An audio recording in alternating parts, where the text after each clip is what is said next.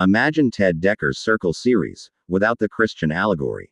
Now toss in perhaps a dose of Jeremy Robinson or Douglas Adams, and you pretty well know exactly what to expect with this particular book.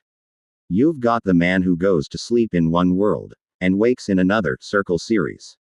You've got pretty damn insane amounts of balls to the wall action with a lot of inventive sci-fi aspects all over the place, Robinson. You've got jokes ranging from so subtle you barely pick them up all the way up to slap the stick upside your head slapstick comedy. Robinson and Adams. You've even got a version of one particular late 90s movie going on to an extent, but revealing which movie gets into spoiler territory I'll not go into. Suffice it to say that the parallels here are as obvious as the Decker ones, and anyone who has seen this movie should easily recognize them.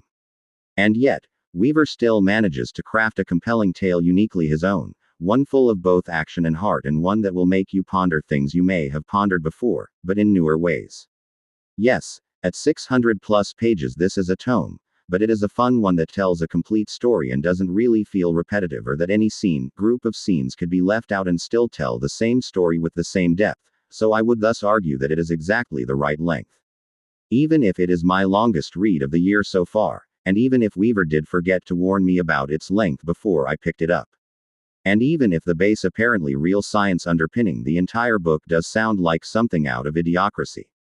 Winking face. Seriously, this is easily one of the more inventive sci-fi books you're going to read this year, so if you like the sci-fi genre at all, you really need to pick up this book.